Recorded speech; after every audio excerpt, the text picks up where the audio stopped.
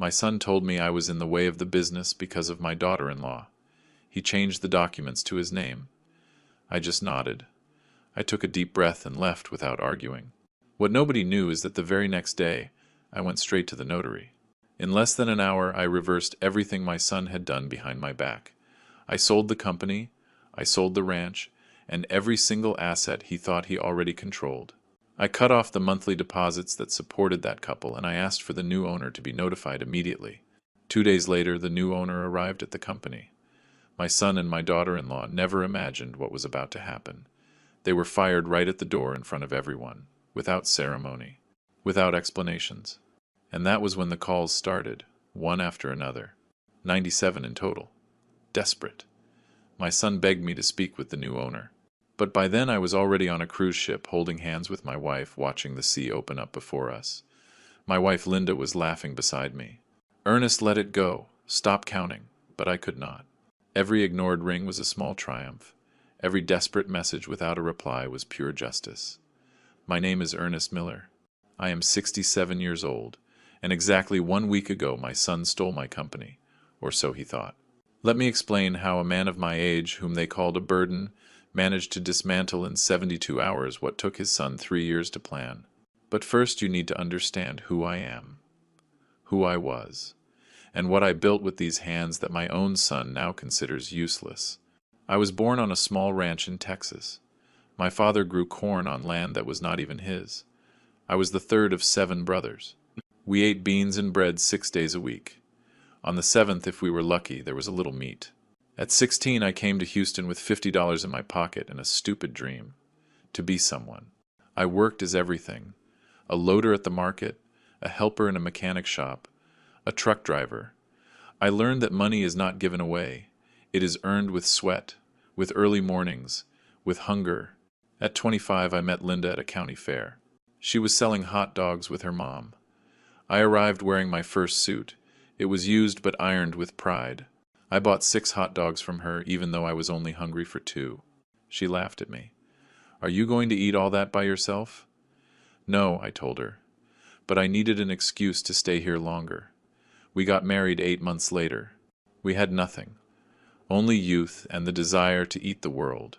At 30, with a loan that took me 3 years to pay off, I bought my first used excavator. I started renting excavation services to construction companies. Linda kept the accounts in a kitchen notebook. We worked 16 hours a day, we slept 5. But we grew. In 10 years I already had 5 machines. In 15, a fleet of 20 units and my own workshop.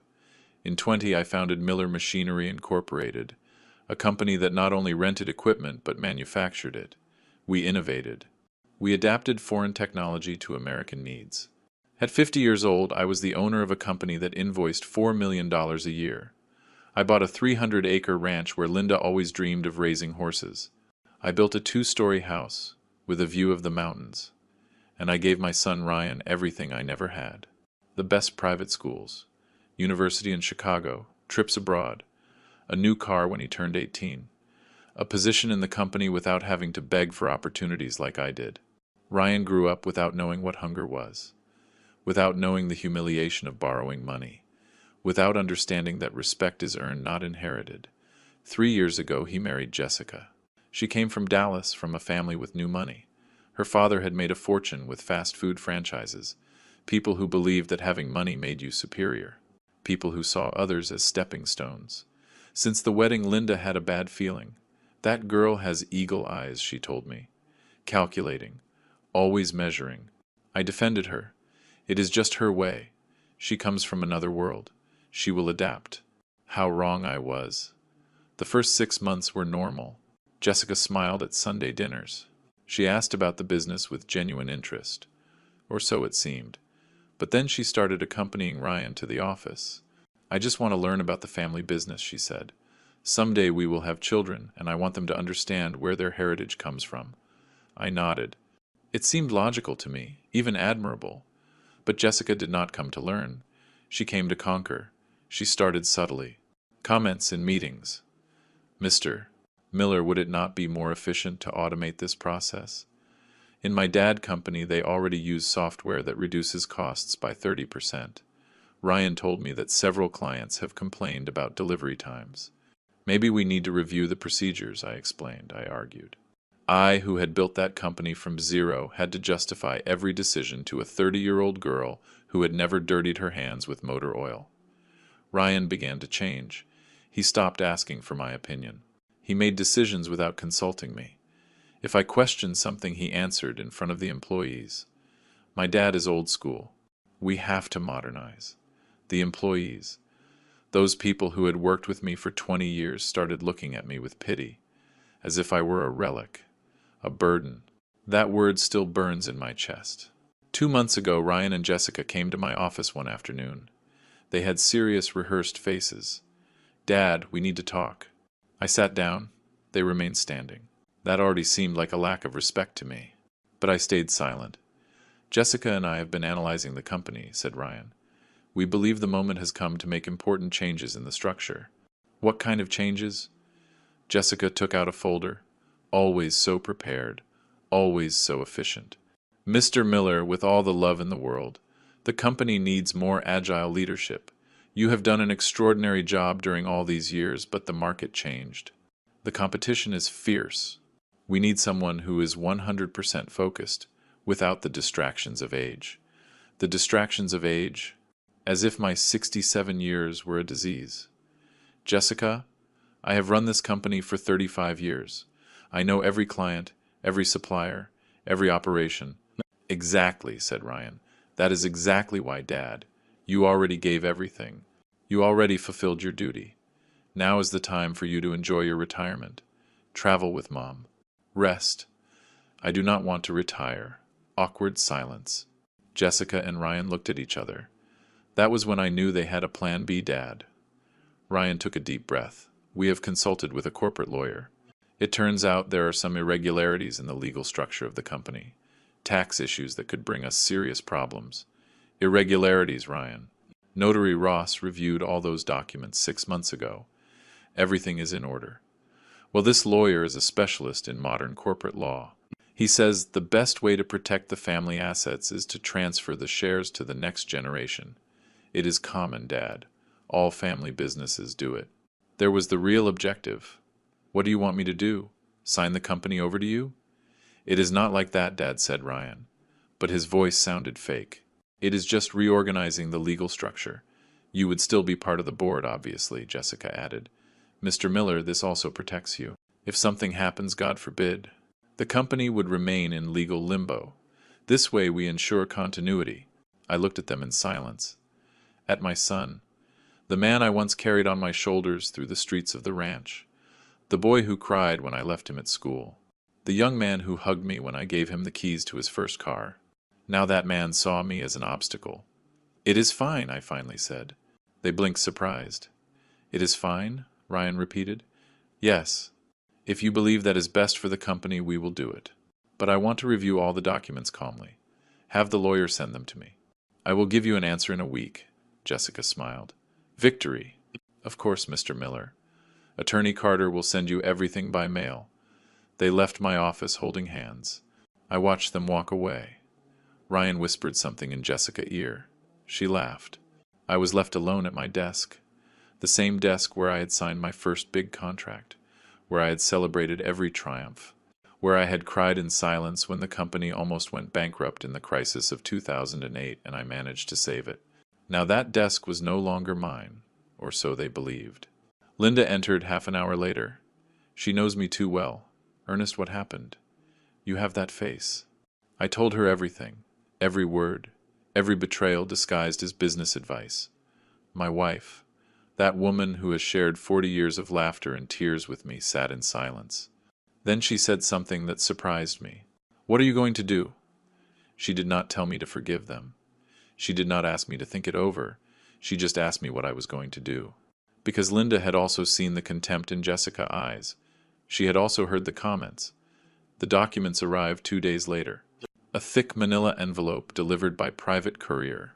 The sender, Attorney Gerald Carter, corporate lawyer. Address in the most elegant area of Houston, of course. I opened it in my office. Linda was with me. I wanted her to see everything. It was 40 pages of legal jargon, fancy words, tangled clauses, paragraphs designed to confuse. But I was not stupid. I had been signing contracts for 35 years. I knew how to read what really mattered.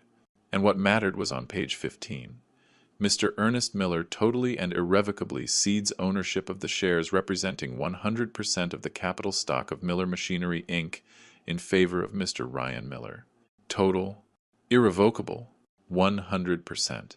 They were not asking me to share the company. They were taking it from me. I kept reading. There was more.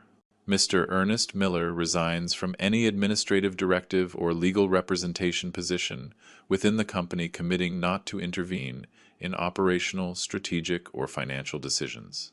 They were kicking me out of my own company. But there was something else that froze my blood. A clause in small print almost hidden on page 32. The grantor acknowledges having received as consideration the symbolic amount of $1 declaring his conformity and releasing the assignee from any additional obligation. $1. My company, my life, my sweat, my blood. For $1, Linda read over my shoulder. I heard her hold her breath. Ernest, this is robbery. Yes, I said with a calm voice. Too calm. That is exactly what it is. My phone rang. Ryan. Dad, did you receive the documents? Yes, son. I am reviewing them. Perfect. Attorney Carter says we can sign on Friday at his office.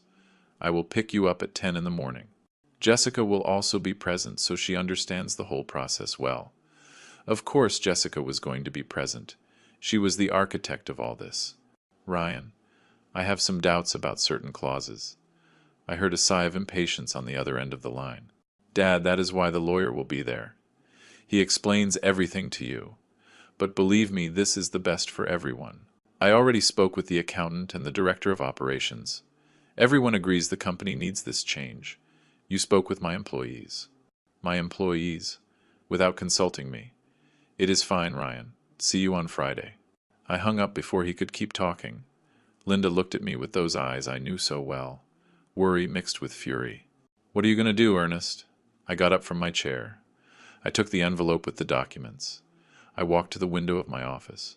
That window from where I could see the workshop, the machines, the trucks with my last name painted on the sides. I am going to go to that appointment on Friday, I said. Are you going to sign? I turned to her. I am going to sign, but not what they expect. Linda knew me too well. She saw something in my eyes, something she had not seen in years. Determination, coldness, strategy. What do you plan? I am going to need you to trust me, my love, and accompany me in something that might seem crazy. She got up. She walked towards me. She took my hands. I have spent 40 years trusting you, Ernest Miller. I am not going to stop now. That night I did not sleep. I stayed in the home study with a cup of coffee that got cold without me tasting it. On my computer, I opened all the company files. Contracts, property titles, financial statements, bank accounts. I reviewed every document with the patience of a surgeon. I looked for every legal detail, every clause, every vulnerable point, and I found it. At 6 in the morning on Wednesday, I left the house without waking Linda. I left a note in the kitchen. I will be back late. Do not worry. Everything is going to be fine. I drove to downtown Houston. I did not go to my office. I went straight to the office of Mr. Harvey Ross. Harvey was the notary who had handled all my legal affairs since I founded the company. A man of 73 years, one of the few left. A man of his word, of honor, the kind that when they say, count on me, you can bet your life. His secretary was surprised to see me without an appointment. Mr. Miller, the attorney, is in. Tell him it is urgent. Please. 5 minutes later, I was in his office. Harvey received me with concern on his face. Ernest, what happened? You look terrible. Harvey, I need you to tell me the absolute truth. Do my company documents have any legal irregularity? He frowned. Irregularity? What are you talking about? We reviewed everything 6 months ago. Your company is legally solid. Why do you ask? I handed him the envelope with the documents Ryan had sent me. Harvey read in silence. His expression changed as he advanced through the pages, from confusion to disbelief, from disbelief to indignation. This is fraud, he finally said. His voice trembled with rage. "Ernest, this is dispossession disguised as corporate reorganization. Did Ryan send you this? Ryan and his wife? And Attorney Carter? I know that guy. He is a shark. He specializes in this type of operation. He helps children strip their parents of their companies. Everything perfectly legal on paper, but morally repugnant." "Is it legal?" Harvey sighed. "If you sign these documents in front of this notary they chose, yes, it would be completely legal. You would lose everything. The company, your position, your right to speak. And that symbolic dollar as payment is an insult. But technically it fulfills the requirement of consideration." I sat in the chair in front of his desk. The weight of the betrayal fell on me like a ton of concrete. "Harvey, what options do I have?" He took off his glasses. He cleaned them with a handkerchief. He took his time to answer. "Legally, as long as you do not sign, the company is still yours. Totally yours, you have absolute control, but if you sign, I am not going to sign that. But I need to do something else. Something they do not expect." Harvey looked at me intensely. "What do you have in mind?" I took a deep breath. "I want to sell the company. All of it. Complete. Before Friday."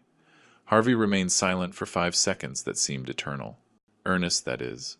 Complicated. A sale like that requires time. Valuation. Searching for buyers. Negotiations. That is why I came to you. I know you have contacts. For years you have handled sales of big companies. You know investors, corporate groups, people who have been interested in my company." It was true. During the last decade, at least 3 business groups had offered to buy Miller Machinery. I always rejected the offers. My company was not for sale, it was for my son. But my son no longer existed for me. "Ernest," said Harvey with a soft voice, "are you sure? It is your life, your legacy. My legacy was going to be for Ryan, but he decided to steal it. Now my legacy will be the most expensive lesson of his life." Harvey nodded slowly. "All right. There is a business group from Chicago, Northern Industrial Group. 2 years ago they asked me if you would be willing to sell. I told them no, but that if you ever changed your mind they would be the first to know. Call them. Ernest, they will want to do due diligence. Check the books. Negotiate terms.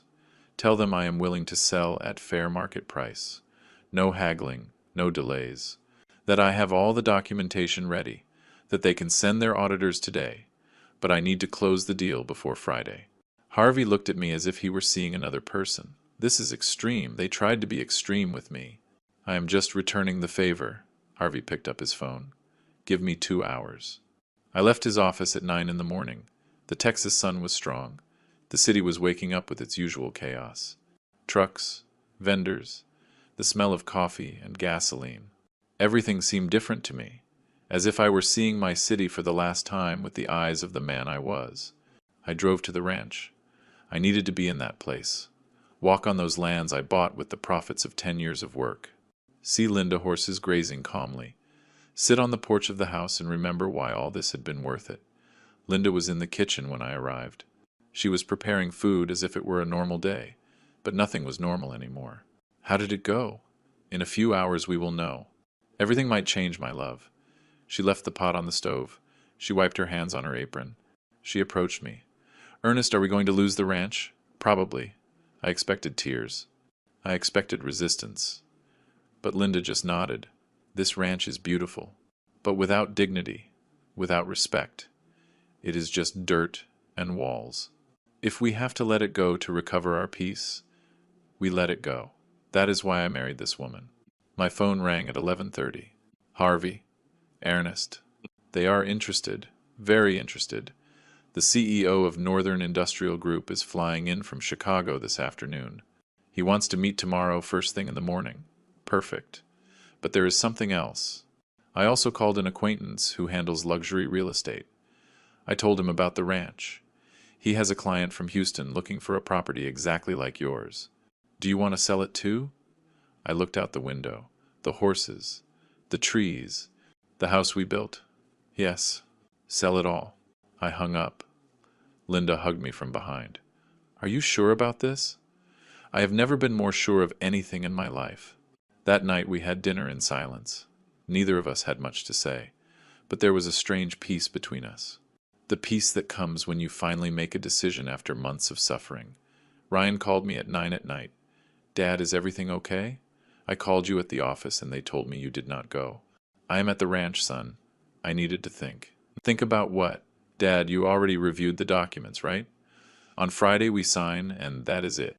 It is simple. Yes, Ryan, it is very simple. Perfect. I will pick you up at 9:30. Jessica is very excited.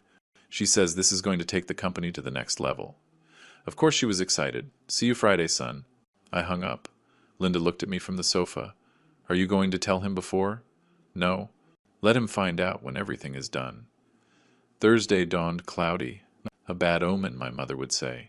But I do not believe in omens. I believe in actions and consequences. At 8 in the morning I was at Harvey office. With me were 3 men in suits.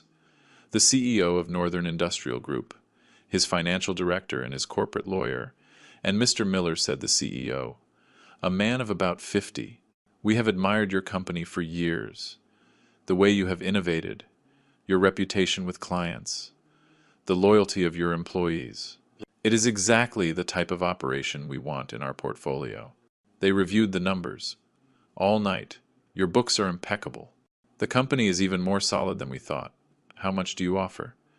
The financial director slid a document across the table. $6 million. Cash. Immediate transfer. It was a good price. Fair. Maybe even generous. When can you close? Today. Now. If you are ready. I looked at Harvey. He nodded. The documents were prepared. There is one condition, I said. The 3 men looked at me with attention. My son Ryan works in the company as director of operations. My daughter-in-law Jessica is also on the payroll as an advisor. I want both of them fired immediately after the sale is finalized. The CEO did not blink. Personal reasons? Completely personal. Understood. It is part of the deal. We signed for 2 hours, every page, every clause, Harvey explained. I signed. The lawyers certified. At 11 in the morning on Thursday, Miller Machinery, Inc. was no longer mine. $6 million appeared in my bank account.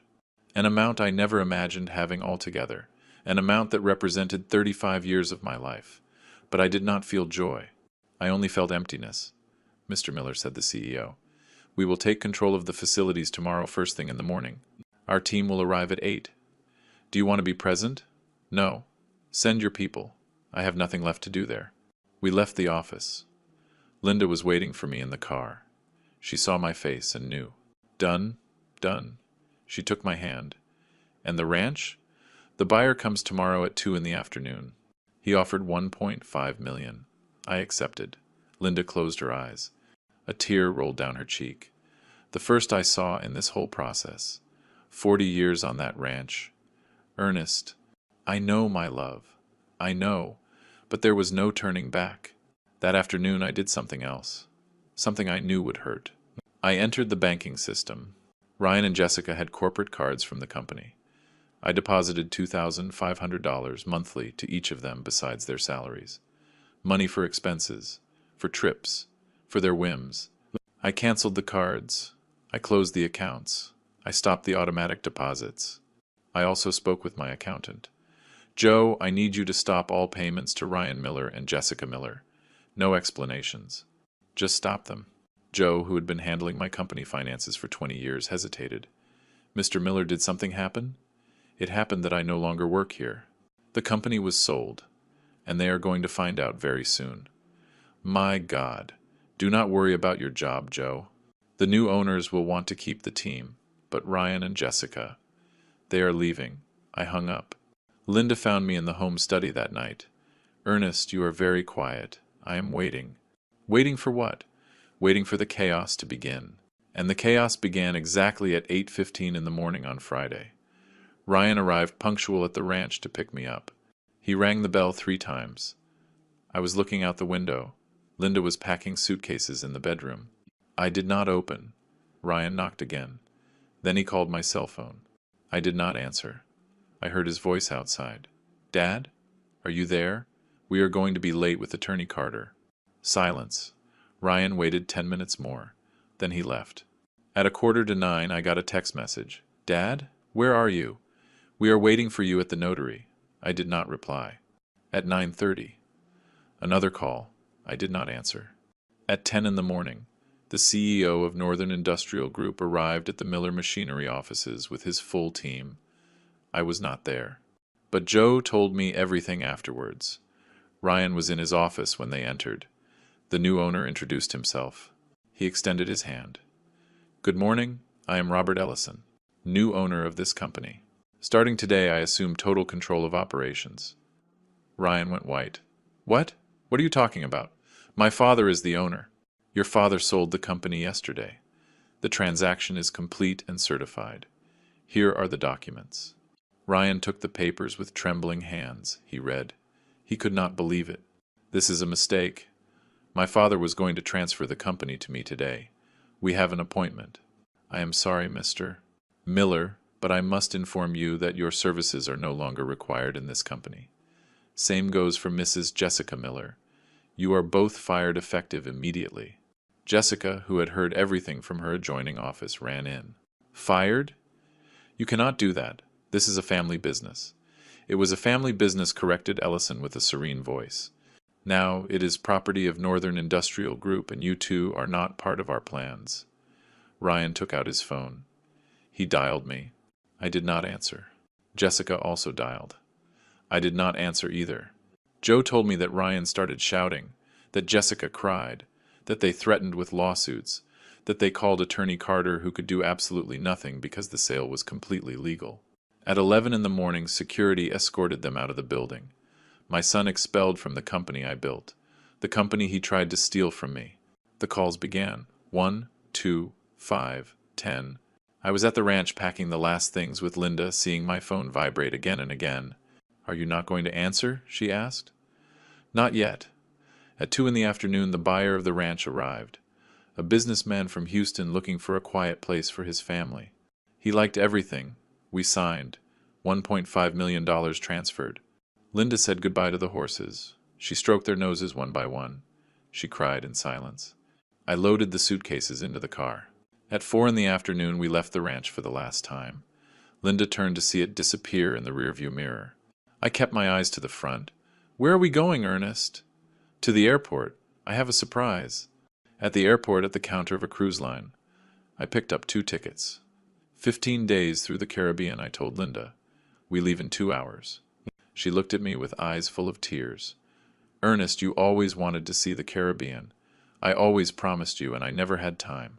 Now I have all the time in the world. In the boarding lounge, my phone kept vibrating.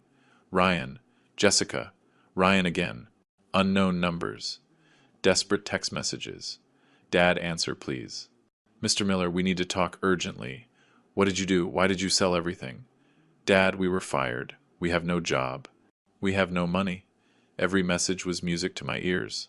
Linda noticed. Ernest, you are smiling. Yes? Yes, it is the first time I see you smile in months. We boarded the plane. I turned off the phone. When we landed in Miami and got on the cruise, I turned it on again.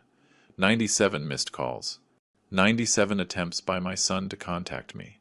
97 times I decided that my dignity was worth more than his regret. Now I am here on the deck of this ship telling you this story. Linda is sleeping in the suite. Outside, the sea is infinite. The sun is setting. There is music in the distance, and I finally breathe in peace. The sea was calm that first night on the cruise. I was not. Linda slept deeply in the king-size bed of our suite, exhausted by the emotional weight of the last days. I was on the private balcony with a glass of whiskey in my hand, watching the lights of the port of Miami disappear in the distance while the ship entered the darkness of the ocean. My phone rested on the table. I had turned it on again out of curiosity. Mistake. 103 missed calls now, 6 more since we boarded. 42 text messages. I decided to read them. I do not know why. Maybe I wanted to confirm I had done the right thing. Maybe a masochistic part of me needed to see how far my son's despair had gone. The first messages were of confusion. Dad, where are you? Attorney Carter says you did not arrive at the appointment. Did something happen? Call me, please. Dad, people arrived at the company saying they bought everything. Is this a joke? Then came the disbelief. I was just fired from my own company. What is happening? Jessica was also fired. Dad, I need you to explain what you did. They kicked us out into the street as if we were criminals. Call me now. After that came the desperation. Dad, I tried to use my corporate card and it is canceled. The accounts are closed. I have no access to anything. The bank says the monthly deposit was suspended. Why would you do that? I have bills to pay. Jessica is desperate. Please answer. And finally the rage. You sold the company behind my back? You are a selfish old man. That company was mine by right. I worked years there. Everything I have is invested in that company. Jessica says, we are going to sue you. This is not going to stay like this. That last message made me smile bitterly. Jessica, of course she was behind the legal threats. But there were more messages. These surprised me. We went to the ranch. There is a sold sign. Dad, did you also sell the ranch? I cannot believe you sold everything. Where are you and Mom going to live? I called Mom. Her phone is also off. Where are you? Dad, please. I need to talk to you. I made a mistake. I know. But you cannot destroy my life like this. That last message had arrived 30 minutes ago. I made a mistake. 4 words that arrived too late. I took a long sip of whiskey. The liquid burned my throat. I liked it. Physical pain was easier to process than emotional pain. Had it been too hard? Too extreme? No. Ryan had not committed a simple mistake. He had not forgotten my birthday or said something hurtful in a moment of anger. He had planned to rob me. He had conspired with his wife. He had consulted lawyers. He had prepared fraudulent documents. He had tried to strip me of everything I built. And he only regretted it now that his plan had failed. I decided not to answer. Not yet. I turned off the phone again. I put it in the sweet safe. I would not turn it on again for days. The next morning dawned spectacular. Linda woke up more relaxed than I had seen her in months. We had breakfast on the sweet balcony. Fresh fruit, eggs, freshly made coffee. The Caribbean sun shone over the turquoise water. Did you sleep well? She asked me while spreading jam on toast. Better than I expected. Did you check the phone? I put it away. I am not going to look at it for days. She nodded. She knew it was best. Ernest, do you think we did the right thing? It was the first time she asked, with doubt in her voice. Linda, they tried to rob us. It was not a family disagreement. It was not a lack of communication. It was a deliberate plan to take everything from us. I know, but he is our son. He was our son. The Ryan I knew would never have done something like that. Linda looked down. A tear fell on her plate. I miss the boy we raised, the boy who hugged us, the young man who asked us for advice. I do too, my love.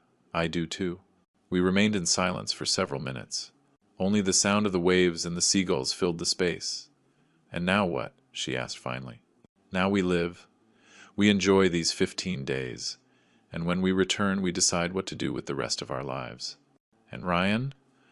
Ryan will have to learn to live with the consequences of his decisions, like everyone else. We spent the day exploring the ship.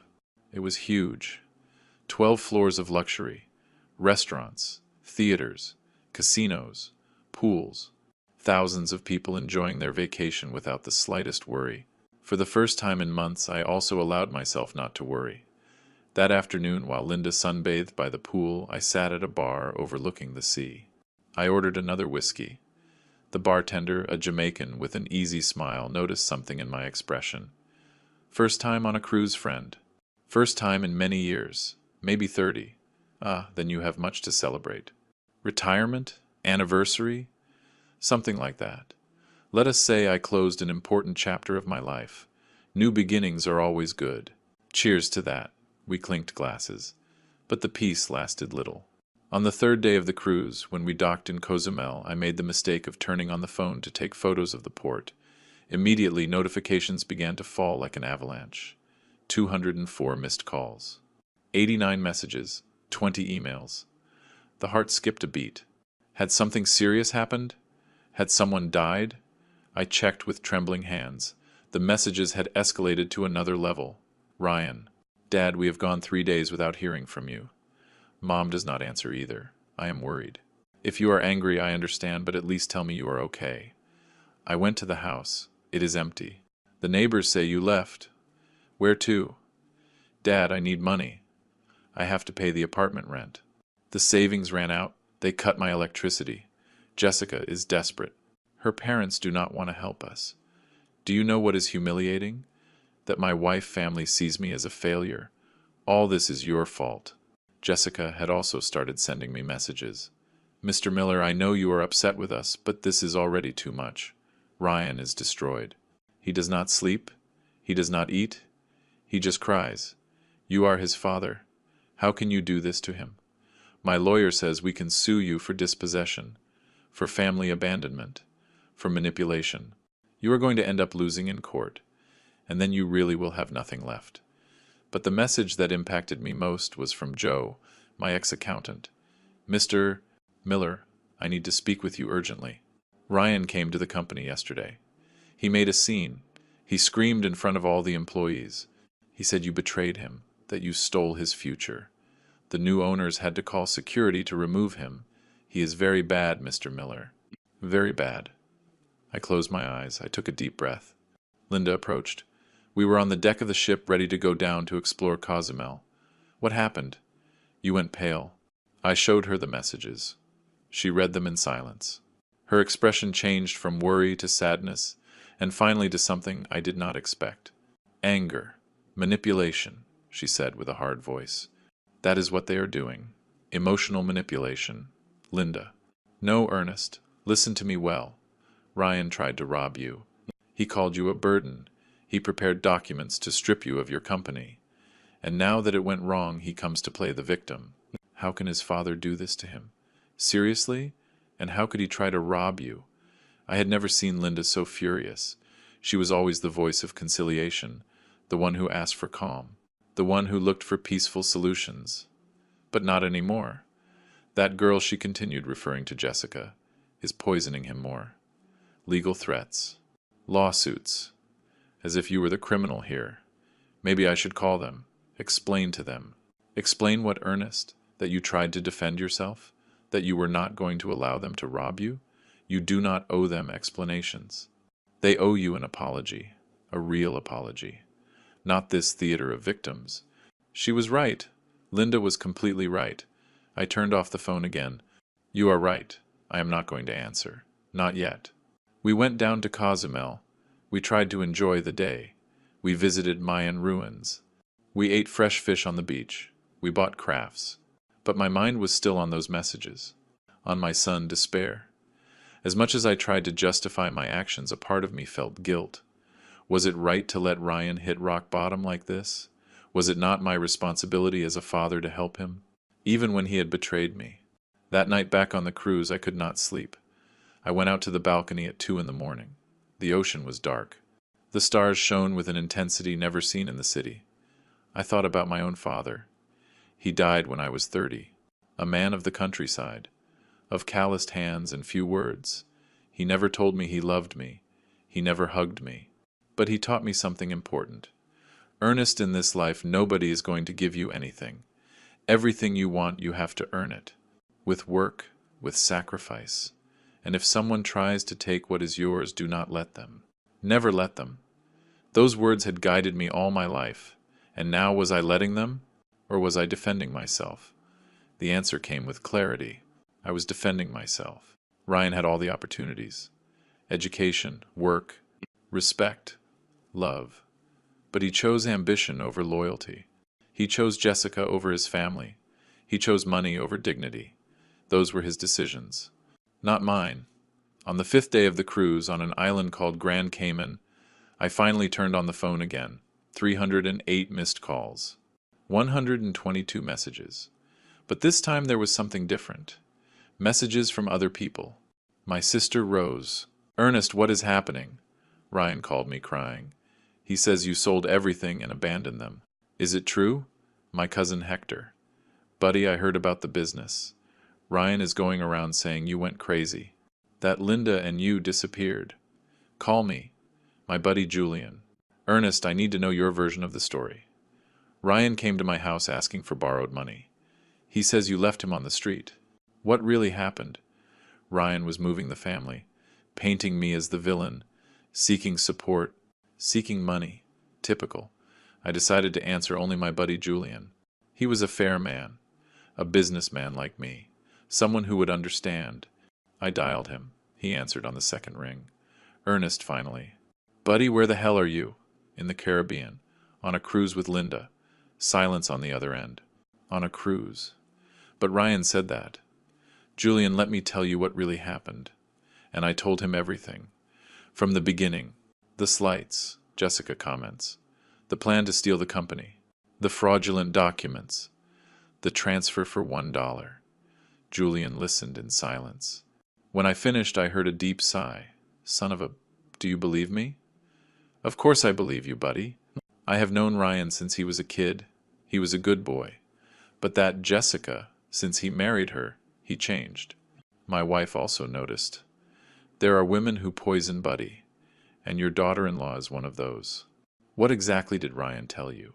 That you became paranoid, that you sold the company without warning him, that you left them without work and without money, that Linda and you disappeared and he is worried. He asked me for $50,000 borrowed to pay his debts. And did you lend it to him? No. I told him first I needed to speak with you. That is why I am glad you called. Buddy, what are you going to do? Nothing. Let him learn. He is your son, Ernest. He was my son. The son I raised would not have betrayed me like that. Another silence. I understand your anger, but the boy is desperate. I saw his face when he came. He is destroyed. Good. Let him know how it feels. Ernest. Julian. You have 3 children, hardworking, respectful. What would you do if one of them tried to steal your company? He did not answer immediately. Probably the same as you, he admitted finally. But it would hurt me, buddy. It would hurt me a lot. It hurts me. Every day, every hour. But my dignity is worth more than my pain. I understand you. But be careful, Ernest. A wounded son can do unpredictable things. And that Jessica seems like one of those who do not stay with crossed arms. Let them do what they want. The law is on my side. I sold what was mine. I did not commit any crime. We said goodbye. But his words stayed spinning in my head. A wounded son can do unpredictable things. On the 7th day of the cruise, we were in Jamaica, Montego Bay. Linda and I snorkeled in crystal clear waters. We saw colored fish that seemed painted. We ate jerk chicken in a restaurant with our feet in the sand. For moments I managed to forget everything. For moments I was just a 67-year-old man enjoying life with his wife. But the moments did not last. That night, while we dined in one of the elegant restaurants of the cruise, my phone vibrated in my pocket. I had turned it on to take photos during the day. A message from an unknown number. Mr. Miller, I am attorney Gerald Carter, the lawyer who prepared the documents for the transfer of your company. I need to speak urgently with you. Ryan Miller and Jessica Miller have hired me to initiate legal actions against you. Call me, please. The bite of food got stuck in my throat. Linda noticed my expression. What happened? I showed her the message. She pursed her lips. Her hand trembled slightly when she took her glass of wine. We knew this could happen. Yes, but reading it is different. Are you going to call him? No, that guy worked for them. He prepared the documents to rob me. Now he wants to negotiate. Surely they sent him to scare me. What if the lawsuit is real? Let them sue. I have all the documents. I have witnesses. I have Notary Ross on my side. They have no case. But the dinner was already ruined. The taste of the food had turned to ash in my mouth. The next day, more messages from Attorney Carter. Mr. Miller not responding is not going to make this disappear. My clients are willing to reach an agreement, but we need to talk. If you do not respond in 48 hours, we will proceed with the formal lawsuit. I decided to do something that was maybe stupid, but I needed to do it. I responded, Attorney Carter, you prepared fraudulent documents to strip me of my company. You tried to be an accomplice to a legal robbery, and now you want to negotiate. The answer is no. Sue if you want. See you in court. The answer arrived in minutes. Mr. Miller is misinterpreting the situation. Those documents were perfectly legal. Your son has rights over that company. He worked there for years. He worked with a generous salary that I paid him. The company was mine, completely mine, and I sold it. End of story. It is not that simple. There are laws about family businesses, about legitimate expectations of inheritance, about paternal obligations. Talk to a judge then. I already spoke with mine. I blocked the number. Linda hugged me that night in the suite. I am proud of you, that you do not let yourself be pushed around. Do you think I am doing the right thing? I think you are defending what you built, and that can never be wrong. But I was no longer so sure. On the 10th day the cruise docked in the Bahamas. Nassau, a paradise island where the rich of the world went to hide their money and their secrets. We were walking through the local market when I received a call from Harvey Ross, my notary. Mr. Miller, where are you? In the Bahamas. Why? Ryan and Jessica filed a formal lawsuit, dispossession, moral damage, family abandonment. They are asking for $8 million in compensation. The world stopped for a second. $8 million? That is a ridiculous amount. They are never going to get it. But the lawsuit is real. I need you to return to Texas to prepare the defense. Harvey, I still have 5 days of cruise left. Mr. Miller, this is serious. I know. But I am not going to let them ruin these vacations, too. They already took my company. They already took my ranch. They already took my peace. I am not going to give them these 5 days, Harvey sighed. All right. But when you return, we work immediately. Agreed? Agreed. I hung up. Linda looked at me with worry. 8 million? They are not going to win. Harvey said so. It is just to scare me. Ernest, no. We are not going to think about that. We are going to enjoy these last days. When we return, we face whatever comes. But the black cloud was already over us. The rest of the trip was different. We were still in paradise, but our minds were in Texas, in trials, in lawsuits, in the war that was coming. The last night on the cruise, I organized a special dinner in our suite. I ordered champagne, lobster, the best wine. I wanted to end the trip with some dignity. Linda put on her favorite dress. I put on the suit she had given me on our last anniversary. We toasted on the balcony with the dark sea extending to infinity. To us, I said, to 40 years together, to everything we built, to everything we lost, and to everything we still have left. To us, she repeated, and her eyes shone with tears. We made love that night like we hadn't in years, with urgency, with passion, as if we needed to confirm that we were still alive, that we were still us. Afterwards, lying in the dark, Linda asked me something that broke my heart. Ernest, do you think someday Ryan will understand why you did this? I do not know, my love, but I need him to understand that respect is not optional, that family is not a commercial transaction, that betraying your father has consequences. And if he never understands, if we lost our son forever, I could not answer, because it was the same question that tormented me every night. Had it been worth it? Was recovering my dignity worth losing my son? The last day of the cruise, while the ship returned to Miami, I turned on the phone for the last time. 436 missed calls, 212 messages, but I did not read them anymore. They did not matter anymore. Linda and I packed in silence. We left a tip for the cleaning staff. We got off the ship like two survivors of a war that nobody else had seen. In the Miami airport, waiting for our flight back to Houston, I finally decided to listen to the last voice messages Ryan had left. There were 17. The first was of rage. Dad, this is the last straw.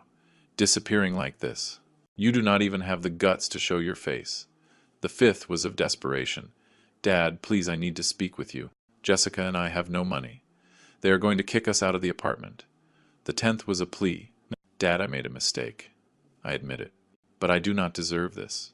Please call me. The last message had arrived just 6 hours ago. It was different. Ryan's voice sounded tired. Defeated. Dad, I do not know if you are going to listen to this. Probably not. Probably you already erased me from your life.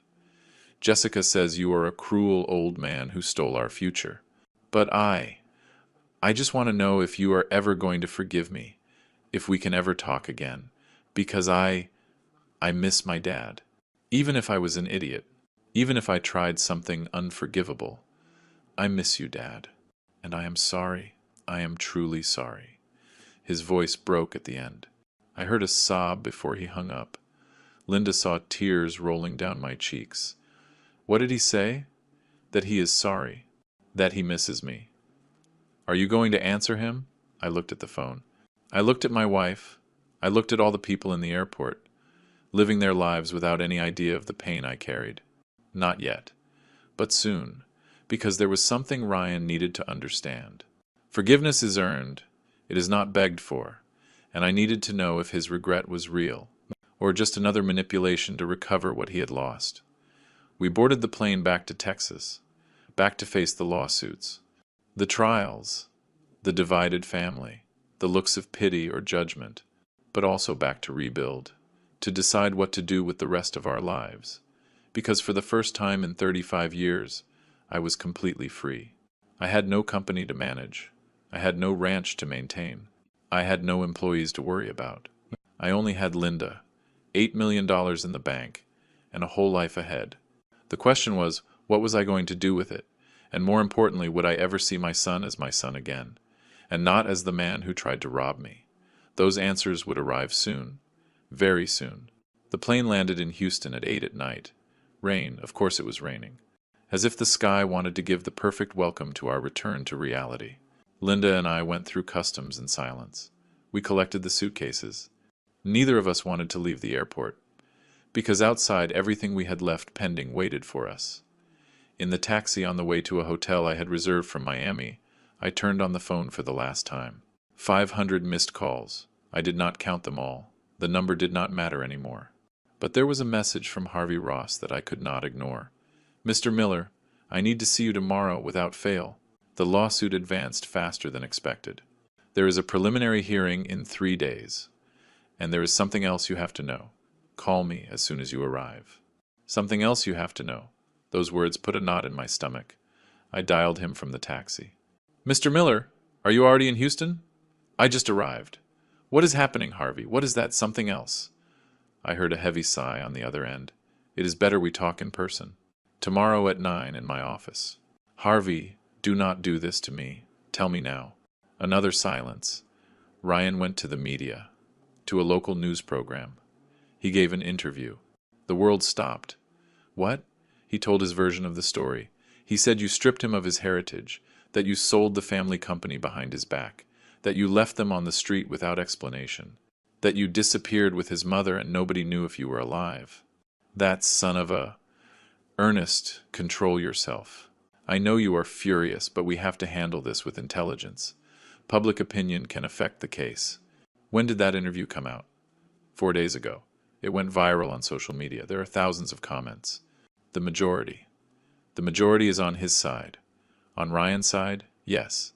They paint him as the victim, the hard-working son stripped by a selfish father. You do not look good in this, Mr. Miller. I hung up. My hands trembled with rage. Linda looked at me with terror. What happened? Ryan spoke to the media. He is defaming us publicly. My God. I asked the taxi driver to take us directly to my sister Rose's house. I needed to see that interview. I needed to know exactly what my son had said. Rose opened the door with a face of surprise and relief. Ernest, Linda, thank God you are okay. I have been trying to locate you for days. I know, Rose. I am sorry. Did you see Ryan interview? Her expression changed to discomfort. Yes, I saw it. Show it to me. We entered her living room. Rose took out her tablet. She searched on YouTube. There it was. Son denounces father for dispossession of family business. Full testimony. 400,000 views. I pressed play. The screen showed Ryan sitting in a television studio. He looked gaunt. Deep dark circles. Beard of several days. The perfect image of a destroyed man. The host, a woman of about 40 with a sensationalist tone, began. Ryan Miller worked for 10 years in his father company, a family business that he believed would someday be his. But everything changed in a week. Without prior warning, his father sold everything and disappeared. Ryan, thanks for being here and sharing your story. Ryan wiped his eyes. Perfect acting. Thanks for receiving me. It is hard to talk about this, but I need people to know the truth. Tell us what happened exactly. My father is a man I admire, or admired. He built an incredible company from zero. He taught me everything I know about business. I worked by his side for years. I thought we were a team, that someday I would take the reins and he could retire calmly. And what changed? My wife, Jessica. She started helping me with ideas to modernize the company. My dad took it as a threat, as if we wanted to take his place. He started distancing himself, making decisions without consulting us. Lies. Pure lies. The host nodded with fake empathy. And what happened next? One day he told me we had to talk about the future of the company. I thought he was finally going to formalize my position as his successor, but it turned out he had already sold everything, behind my back, without telling me anything. I arrived at the office and there were new people. They told me I was fired, that the company no longer belonged to my family. And your father? Disappeared? He and my mom. They turned off their phones. Nobody knew where they were. I thought something bad had happened to them.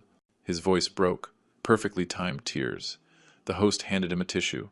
Ryan, did your father give you any explanation? None. To this day I do not know why he did this. Why did he punish me like this? I worked hard. I gave everything for that company, and he simply erased me from his life. How are you surviving? With difficulty. My wife and I lost our income from one day to the other. We have debts. The landlord of the apartment where we live is pressuring us. My savings ran out and my dad still does not answer. Have you tried contacting him? Hundreds of times. Calls. Messages. Nothing. It is as if his own son did not exist. The host turned to the camera with a dramatic expression. A heartbreaking story. A father who abandons his son without explanation. Without compassion. We will continue following this case. The video ended. I stood looking at the blank screen. Rage boiled inside me. Linda had her hands over her mouth. Rose looked at us without knowing what to say. Is any of that true, Ernest? My sister finally asked. What do you think, Rose? Do you know me or not? I know you, but Ryan is your son. I do not understand what could have happened for you to reach this point. I told her everything. The complete truth. The fraudulent documents. The plan to strip me. The word burden. The transfer for $1. Rose listened with her eyes opening wider and wider. My God, Ryan tried to rob you? He did not try. He planned it. With lawyers, with documents, with full intention. And Jessica was the brain behind everything, I am sure. Rose shook her head slowly. I never liked that girl. Always so calculating. But Ryan? Ernest? Ryan was a good boy. Was. I do not know who he is now. We stayed at Rose's house that night. We had nowhere else to go. The ranch was sold. The main house, too. I could not sleep. I kept thinking about that interview. About the lies. About the manipulation. At 3 in the morning I made a decision. If Ryan wanted public war, he would have it. At 9 sharp I was in Harvey's office. Mr. Miller, you look terrible. I did not sleep, Harvey. I want to make a public statement. My version of the facts. It is not a good idea. In legal cases, speaking publicly can. I do not care anymore. My son painted me as a monster. People believe I am a cruel father who abandoned his family. I need them to know the truth. Harvey sighed. All right. But we will do it intelligently. No emotional television interviews. We will make a formal statement. With documents backing your version. Do you have copies of the papers Ryan wanted you to sign? I have everything. Every document. Perfect. Let us prepare a devastating response. We spent all day working. Harvey drafted a 3-page statement. Clear, direct, with verifiable facts. Mr. Ernest Miller responds to the public accusations of his son Ryan Miller, clarifying the real facts. 1. Mr. Ernest Miller founded Miller Machinery, Inc. 35 years ago with his own capital. The company was always his sole property. 2. His son Ryan worked in the company for 10 years with a salary above market value, additional benefits, and the expectation of learning the business. 3. In recent weeks, Ryan and his wife Jessica presented Mr. Nate Miller with documents transferring the totality of the company to Ryan, name with a compensation of $1 American. 4. Said documents were prepared without the knowledge or consent of Mr.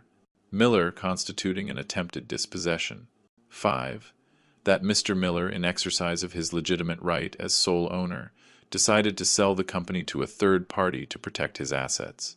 6. Mr. Miller deeply regrets that his son has chosen to publicly defame him instead of accepting the consequences of his actions. Attached are certified copies of the fraudulent documents prepared by attorney Gerald Carter at the request of Ryan Miller and Jessica Miller. What do you think? Asked Harvey. Perfect. Publish it.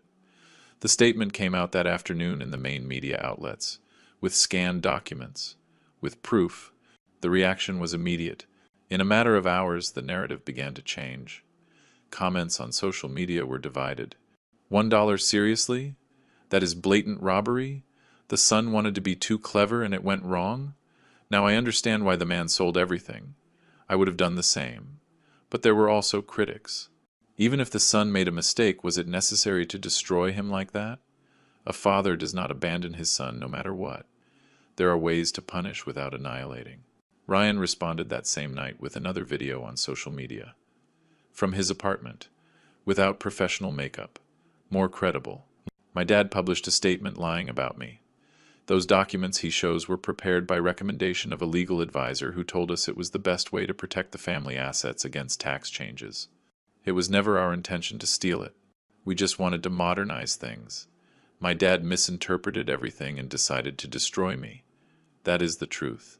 More lies, but effective. The media war was declared. 3 days later came the preliminary hearing. The courthouse was in downtown Houston, an old building with narrow corridors and a smell of humidity. I arrived with Harvey at 8 in the morning. Linda stayed at Rose's house. I did not want to subject her to this. Ryan and Jessica were already there with Attorney Carter. It was the first time I saw my son in person since everything exploded. He looked terrible. He had lost weight. His clothes were too big. He had the look of a defeated man. Jessica, on the other hand, looked furious. She looked at me with pure hate. Ryan saw me. For a second our gazes crossed. I saw pain in his eyes, regret, shame. But he did not approach. Carter took him by the arm and moved him away. The hearing was technical, legal, cold. The judge was a man of about 60. Serious, professional. Carter presented the lawsuit. Dispossession, moral damage, family abandonment. Harvey presented our defense. Legitimate sale, previous attempt of fraud, property right. The judge reviewed the documents. He asked questions. He listened to arguments. After 2 hours, he looked up. I have reviewed the evidence presented by both parties. It is clear there is a complex family conflict. However, from a legal point of view, Mr. Ernest Miller was the only registered owner of the company. He had the legal right to sell it without requiring consent from third parties, included his son. Carter intervened. Your Honor, there is jurisprudence on legitimate expectations in family businesses. Attorney Carter, I am familiar with the jurisprudence, and in this case it does not apply. The son worked as an employee, not as a partner. There is no document establishing a formal promise of inheritance or transfer. Ryan lowered his head. The judge continued, and yet the issue of moral damage and family abandonment is more complex. It requires additional investigation. I will schedule a full hearing in 30 days. Both parties will present witnesses and additional evidence. The gavel fell. We left the court. Harvey was satisfied. This is going well, Mr. Miller. The judge already showed he understands the legal situation. The moral damage part will be harder for them to prove. But I was not thinking about that. I was thinking about Ryan's face, about the pain I saw in his eyes. That night alone in the hotel room, I did something I had not done in weeks. I responded to one of Ryan's messages. See you in 30 days in court. If by then you want to talk as father and son and not as legal enemies, call this number, but only if you are willing to tell the truth, the whole truth. Without Jessica, without lawyers, just you and me. Send. The answer arrived in 5 minutes. Dad, can we meet before, please? Does Jessica know you wrote to me? No. That is how it has to be. When you are ready to talk alone without her, you let me know. She is my wife, and I was your father. But that did not stop you. He did not answer more that night. 2 days later, Ryan called me at 6 in the morning. Dad, can we meet today? Jessica went out of town. She went to Dallas with her mom. Where? In the park where you taught me to ride a bike, remember? Of course I remembered. At 10. I will be there. I arrived 15 minutes early. The park was quiet. Some morning runners. Ladies walking dogs. Children on the swings. I sat on the same bench where 30 years ago I consoled Ryan after he fell off his first bicycle. I cleaned his knees. I told him real men get up. Where was that boy? Ryan arrived punctual. He walked slow, insecure. He sat next to me. Neither spoke for a full minute.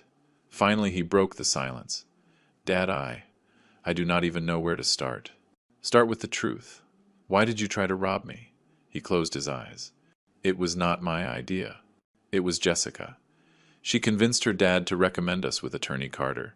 She said it was normal for parents to pass the business to children ahead of time, that it saved taxes, that you would agree. And you believed her? I wanted to believe her. She is so sure of everything, so smart. She made me feel I was not enough, that without her I was not going to be able to manage the company. Ryan, at any moment did you stop to think you were betraying me? Tears began to roll down his cheeks. Yes, many times. But Jessica said it was not betrayal, that it was evolution, that all successful families do this, that you would understand later. And when you called me a burden, he covered his face with his hands. That was the worst thing I have said in my life. I did not think. Jessica had said it that morning and I just repeated it. Like an idiot. Like a damn idiot. That word destroyed me, Ryan. I know, Dad. I know. And I hate myself for that. I hate myself every day. I kept silence. I let him cry. I lost everything, Dad. The job, the money, the dignity. Jessica does not see me the same anymore. Her family despises me. Our friends disappeared. And you. I do not know if you are ever going to forgive me. Does Jessica know you are here? He shook his head. She forbade me to speak with you without the lawyer. She says anything I tell you can be used against me in the trial. And yet you came, because you are my dad, and because I think Jessica was wrong. About everything. I looked at my son, at that broken man, that stranger who was once my boy. Ryan, I need to know something. I need to know. Do you regret it because you failed, or because you understand that what you did was wrong? He looked straight into my eyes. I regret it because I betrayed the man I admire most in the world, because I was ungrateful, because I forgot everything you taught me. Dad, I do not expect you to forgive me. I just needed you to know I am sorry. Truly. I nodded slowly. Are you going to withdraw the lawsuit? He hesitated. Jessica says it is our only option to recover something. That was not my question. I do not know what to do, Dad. I have debts. I have no job. Jessica is desperate. I got up from the bench. When you decide what is more important, your wife or your dignity, call me. But until then, see you in court. Dad, wait. I stopped. If I withdraw the lawsuit, will you help me? Not with money. Just, would we talk again? Would we have a relationship? I thought about it for 10 seconds that felt eternal. If you withdraw the lawsuit, if you divorce that woman who poisoned you, if you get an honest job on your own, and if for a year you show me you understood the lesson, then I will consider forgiving you. But it will not be easy, Ryan, and it will not be quick. Divorce? Jessica was the poison. While you stay with her, you will stay sick. Dad, I love her. No, you love what she made you believe you were. But that was a lie. I walked away without looking back. 20 days later, 3 days before the final hearing, I received a message from Ryan. Dad, I withdrew the lawsuit. I asked Jessica for a divorce. I got a job at a hardware store. It is not much, but it is honest. I am not asking you to forgive me now.